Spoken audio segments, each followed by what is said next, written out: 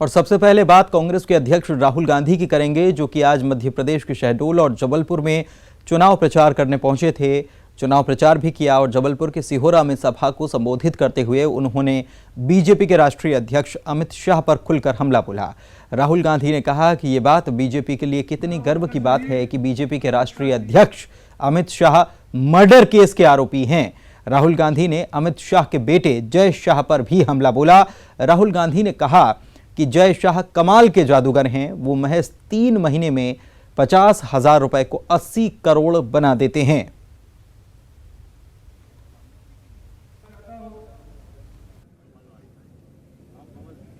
अच्छा, भ्रष्टाचार की बात करते हैं ना प्रधानमंत्री, भ्रष्टाचार की बात करते हैं ना। मैं बताता हूं, देखो यहां जो युवा आए हैं, आप अच्छी तरह सुनो। हो गई murder accuse BJP president Amit Shah. वाह क्या शान है, murder accuse BJP president Amit Shah. अच्छा, जय शाह का नाम सुना है? जादूगर है जय शाह। 50,000 रुपए को 3 महीने में 80 करोड़ बना दिया उसने। छत्तीसगढ़ में तीसरे चरण का मतदान भी आज संपन्न हो गया। 7 लोकसभा सीटों पर 123 उम्मीदवारों की किस्मत ईवीएम में कैद हो गई और इसके साथ ही कई दिग्गजों की साख भी दांव पर है। अब 23 मई को प्रदेश की सभी 11 सीटों के लिए वोटों की गिनती होगी।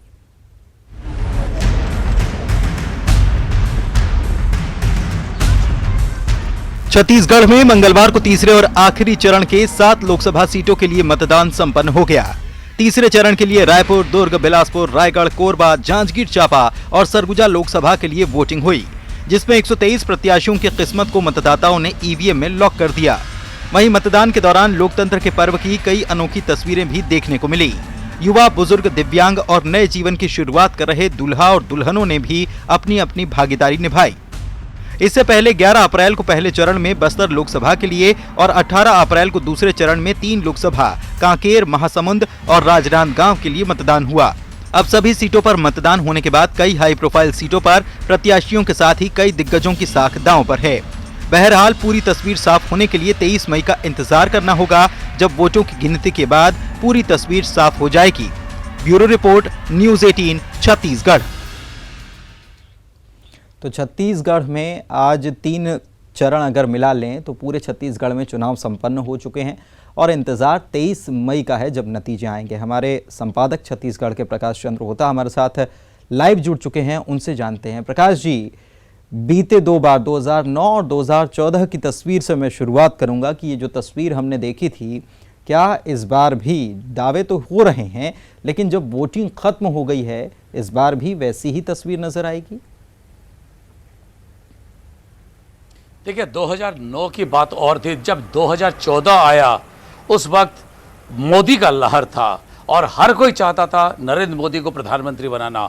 ये एक कारण ऐसा है, आप अगर उनके मीटिंग को देखें, उनके सभा को देखें, रैली को देखें, जो भीड़ उमड़ रही थी, लोग उसको देख के आश्चर्यचकित हो रहे थे और ये असर रहा 2014 के चुनाव में।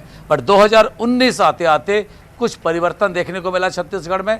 एक तरफ से जहां कांग्रेस की सत्ता आ गई थी राज्य में, वही दिल्ली में सत्ता को लेकर संघर्ष भी दिख रहा था और जो पॉलिटिकल नैरेटिव है, डिस्कोर्स है, वो काफ़ी अजीब टाइप का हो गया था। व्यक्तिगत आरोप प्रत्यारोप का दौर शुरू हो गया था और जो लोगों के मुद्दे हैं, चाहे गरीबी को लेके क्या योजनाएं हैं, सिंचाई को लेके है, किसानों को लेके है और वाकई धरातल में ये योजनाओं को कैसे लागू किया जाएगा, उसको लेकर बहुत स्पष्ट बातें नहीं थी। आरोप लगता था भ्रष्टाचार का, आरोप लगता था कई किस्म के, पर जो जनता अपने आप को वो योजनाओं के साथ, उस आरोपों के साथ जोड़ पाती तो शायद छत्तीसगढ़ में जो 73-74% मतदान की बात अभी सामने आ रही है, वो और बढ़ता और 80 के ऊपर जाता, पर नहीं हो पाया। उसके पीछे का कारण यही है। पर एक अच्छी बात यह है, कोरबा लोकसभा केंद्र में 2 ऐसे मतदान है, चंदहा और रेवला, दोनों में एक जो क्रमांक है 143 मतदान केंद्र का और दूसरा का क्रमांक है मतदान केंद्र का 162। दोनों में 100% मतदान हुआ है। लगातार हमने कैंपेन चला रहे हैं कि आप आए, बटन दबाएं और देश बनाएं। पर एक बात मैं बता दूं यहाँ पे कि 2000 इससे पहले की जो चुनाव था लोकसभा का और विधानसभा का 2008-2013 में छत्तीसगढ़ में कुछ जगह ऐसे थे जहां पे 100% नहीं 110% मतदान हो गया था। जो लोग मर गए थे उनके नाम पर भी वोट डाल दिया गया था। तो उसके बाद उस इलाके में फिर से मतदान हुआ और वहां पे भी लोगों ने बढ़ चढ़ के हिस्सा लिए। तो जहां पे भी 100% मतदान होती है, इलेक्शन कमीशन उस पे स्पेशल रिपोर्ट मंगाती है कि वाकई 100% ओरिजिनल लोगों ने दिए या धांधली हुआ। पर बाकी जगह पे जैसे हम बिलासपुर की बात करें, लगभग 60-61%, 62% की मतदान की बात कर रहे हैं। जांजगीर में जैसे 60% है, तो सरकारी मशीनरी जो कांग्रेस पार्टी की अंदरूनी बैठक थी वहां इस बात को लेकर चर्चा हुआ, क्या लोगों का पलायन शुरू हो गया है जिसके कारण लोगों की वोटिंग प्रतिशत में कमी आ रही है, क्या लोगों में क्या कारण है। दूसरी बात है सरगुजा और रायगढ़ और जो सरगुजा विकास प्राधिकरण के इलाके हैं जहां पे आज वोटिंग हुआ, वहां पे ये बात कही गई थी कि लोगों को सरकार ने चना और नमक दोनों देना बंद कर दिया है। यही बात आज मुख्यमंत्री भूपेश बघेल कह रहे थे। क्या बीजेपी इस बात को लेकर भ्रम फैलाने में सक्षम हो गए सरकार के खिलाफ करने की, इसीलिए वोटिंग का परसेंट नहीं आया? मतलब वोटिंग परसेंटेज को लेकर अब चिंताएं शुरू हो गई हैं, दिखने लग गई हैं। और कांग्रेस के खेमे की तो आप बात कर ही रहे हैं, निश्चित रूप से बीजेपी के खेमे में भी इसको लेकर चिंता तो होगी ही। बहुत बहुत शुक्रिया आपका हमसे बातचीत करने के लिए और इसे बताने के लिए ये जो सिनेरियो बना है। प्रज्ञा के विवादित बयान अब बीजेपी के लिए गले की फांस बनते जा रहे हैं और बीजेपी पूरी तरह से असमंजस में नजर आ रही है। और दूसरी तरफ प्रज्ञा के विरोध में मराठी समाज सड़क पर उतर आया है। तो क्या प्रज्ञा ने अपने साथ बीजेपी के लिए भी मुश्किल खड़ी कर दी है? ये रिपोर्ट जरा देखिए। प्रज्ञा ठाकुर को भले ही बीजेपी ने भोपाल में अपना उम्मीदवार बना दिया हो, लेकिन उनके विवादित बयान ही अब बीजेपी की गले की फांस बन गए हैं।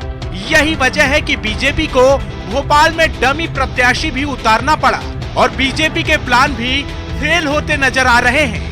पार्टी नेताओं ने बीजेपी पार्षदों की बैठक बुलाई, लेकिन उसमें 20 पार्षद पहुंचे ही नहीं। हालांकि बीजेपी नेता इस पर दलीलें भी दे रहे हैं। वहीं आलोक संजर को डमी प्रत्याशी बनाने पर कांग्रेस ने इसे कायस्थ समाज का अपमान बताया है। यहाँ हमारी प्रत्याशी का संपर्क चल रहा है, वो हमारी प्रायोरिटी हो गई। कहीं कोई दूसरी बैठक चल रही, किसी मोर्चे की चल रही है, उससे संबंधित कोई अगर पार्षद है, तो इस समय तो जैसे कहते हैं कि 100 काम एक साथ चल रहे हैं, इसलिए। और जो कोई कॉमन नाम होते हैं कई बार, अब जैसे एक बैठक चल रही है उसमें मैं नहीं हूँ, आप कह सकते हैं कि आप संयोजक हैं, आप नहीं हैं। यह है कि आलोक संजर इस समय सिटिंग सांसद है और मैं समझता हूँ कि प्रज्ञा ठाकुर से ज़्यादा सीनियर है। उसको डमी कैंडिडेट, उनको डमी कैंडिडेट डालना ये एक सांसद का भी अपमान है और काय समाज का भी अपमान है। प्रज्ञा ठाकुर ने मुंबई में पुलिस अफसर हेमंत करकरे को देशद्रोही बताने पर प्रदेश का मराठी समाज भी गुस्से में है और उसने भोपाल में कैंडल मार्च निकालकर प्रज्ञा का विरोध किया। साथ ही प्रज्ञा से टिकट वापस लेने की मांग की है। उसने माफी तो मांगी, पर पहले उसने क्या करा, बहुत बड़ा जूता मारा, फिर उसके बाद उसने माफी मांगी। तो माफी मांगने से माफ नहीं करेंगे, हमारे मांग है कि उसको सजा मिले। ये चुनाव लड़ने लायक नहीं है और ये क्या राज्य चलाएगी और ये क्या सांसद बनेगी, ये उस योग्य नहीं है। ये इसको टिकट भी नहीं मिलना चाहिए ये कायदे से यहाँ से। तो आतंकवादियों के हाथे मारे गए अपने वाले ये महेंद्र करकरे, तो उनको इस बात की, इनको बोलने से पहले 10 बार सोचना चाहिए था, क्योंकि उनसे पूछताछ करी थी, इसीलिए उनने जलापन से उनको बोला कि ये अच्छा हुआ मारे गए। वो कोई आतंकवादी तो नहीं थे जो तुम इस तरह से बोल रही हो। आतंकवादी तो तुम थी, तुम्हें पकड़ा गया था, तुमसे पूछताछ की गई थी। तो पुलिस का काम है, कोई भी मुलजिम पकड़ाता है तो उनसे पूछताछ की जाती है। तो उनका जो फर्ज था उनने पूरा किया, तो इनका मतलब क्या हुआ कि वो आतंकवादी थे, इसीलिए मारे गए। महाराष्ट्र समाज की यही मांग है, उनके ऊपर एफआईआर दर्ज हो और ये बोलना बोले लोग मरे हैं। उनके माफी मांगने से संतुष्ट नहीं है? नहीं, संतुष्ट नहीं। चुनाव आयोग कानूनी कार्रवाई करे, चुनाव आयोग। एक तरफ प्रज्ञा के विवादित बयान और फिर एफआईआर, बीजेपी का पार्षद प्लान भी फेल, और दूसरी तरफ मराठी समाज का आक्रोश। इससे साफ है कि प्रज्ञा की राह आसान नहीं है। न्यूज 18 के लिए भोपाल से अनुराग और पूजा की रिपोर्ट। पूजा हमारी सहयोगी हमारे साथ लाइव जुड़ी हुई हैं, उनके पास चलते हैं। पूजा, जो राजनीतिक विषयों पर हमेशा चर्चा करते रहते हैं, क्या उनके बीच इस बार ये भी चर्चा हो रही है कि भोपाल से क्या वाकई में प्रज्ञा ही प्रत्याशी होंगी या फिर संजर भी? क्योंकि जो घटनाक्रम इस रिपोर्ट के जरिए हमने दिखाया वो तो संकेत कुछ और दे रहा है और मुश्किल भी बता रहा है कि प्रज्ञा अगर रहीं कैंडिडेट के तौर पर तो बीजेपी के लिए मुश्किल है, जिस प्रकार से हमने विरोध भी देखा। देखिए, बीजेपी के लिए प्रज्ञा एक प्रत्याशी के तौर पे उतरी हैं और बीजेपी की तरफ से, और लगातार जिस तरह से वो अपने विवादित बयानों की वजह से और अपने संबोधन की वजह से लोगों की नज़र में आ रही हैं और लगातार उनको नोटिस दिए जा रहे हैं चुनाव आयोग से, यकीनन कहीं ना कहीं बीजेपी का डैमेज होता हुआ दिखाई दे रहा है। और इसी वजह से थोड़े दिन पहले संडे की बात करें तो पूर्व सीएम शिवराज ने उन्हें समझाइश भी दी थी कि जब भी वो बोलती हैं तो थोड़ा सोच समझ करके बोलें, और लगातार अपने विवादित बयानों की वजह से जनता के आक्रोश का भी शिकार होती हुई कहीं ना कहीं वो दिखाई दे रही हैं। आज ही मराठी समाज ने आक्रोश दिखाया है कि भले ही उन्होंने अपने बयान को लेकर के माफी मांग ली हो, लेकिन ये मांग की है मराठी समाज ने कि उन पर एफआईआर दर्ज हो और उनको सजा भी मिले। तो लगातार जनता के बीच कहीं ना कहीं उनके विवादित बयानों की वजह से बीजेपी की छवि कहीं ना कहीं धूमिल होती दिख रही है। और एक इसी वजह से जिस तरह से आचार संहिता उल्लंघन मामले में उनका नोटिस आया और फिर नोटिस का उन्होंने जवाब दिया और वो जवाब चुनाव आयोग की तरफ से अस्वीकार किया जाता है, तो कहीं ना कहीं बीजेपी भी एक सेकेंड हैंड स्टेप लेकर के चल रही है, जहां पर आज डमी प्रत्याशी उन्होंने आलोक संजर को बनाया है कि अगर किसी कारणवश ये नामांकन रद्द होता है साध्वी प्रज्ञा का, तो उनके पास समय रहते एक ऐसा कैंडिडेट है जो बीजेपी अपने आप से उतार सकती है। कांग्रेस को कहीं ना कहीं वॉक ओवर नहीं देना चाहती और ना ही देगी, इस वजह से प्रज्ञा के सामने एक डमी कैंडिडेट भी संजर को उतारते हुई पार्टी नजर आई है। बिल्कुल, और इसीलिए शायद लोग इस पर चर्चा कर रहे होंगे कि प्रज्ञा और साथ में संजर, तो चुनाव वाकई में लड़ेगा कौन। चलिए, बहुत बहुत शुक्रिया आपका। मध्य प्रदेश में जैसे जैसे पारा चढ़ता जा रहा है 29 सीटों पर चुनाव प्रचार भी गर्माता जा रहा है, लेकिन इस बार बिना किसी लहर के हो रहे चुनाव में चुनाव आयोग से लेकर सियासी दलों तक को वोटिंग की टेंशन है। एक रिपोर्ट देखिए। मतदान की तारीख ज्यों-ज्यों नजदीक आती जा रही है, नेता घर घर जाकर दस्तक देने लगे हैं। वहीं चढ़ते पारे ने चुनाव आयोग की चिंता बढ़ा दी है। आयोग ही नहीं, सियासी दलों को भी मतदान प्रतिशत की चिंता सता रही है। हालांकि कांग्रेस को उम्मीद है कि ज्यादा मतदान होता है तो कांग्रेस के पक्ष में होगा। निश्चित रूप से आप देखें कि मतदाताओं का पूरा रुख जो है अब बदल गया है। अब वो चाहते हैं कि इस देश से मोदी सरकार को उखाड़ फेंकना चाहिए। एमपी में बीते 28 साल के लोकसभा चुनाव के मतदान प्रतिशत बताते हैं कि यहां सिर्फ 1998 में और उसके बाद 2014 में मोदी लहर में मतदान का प्रतिशत 61% ज्यादा रहा, जबकि बाकी चुनाव में मतदान 55% से भी कम रहा है। हालांकि बीजेपी को उम्मीद है कि वोटिंग प्रतिशत बढ़े या घटे, मतदान बीजेपी के पक्ष में जाएगा। भारतीय जनता पार्टी का वोट बढ़ेगा और वोट परसेंटेज टोटल कोशिश है लगातार, लेकिन भारतीय जनता पार्टी का वोट पहले भी मध्य प्रदेश में ज़्यादा था, लेकिन सीटों में हम कुछ कम रह गए थे।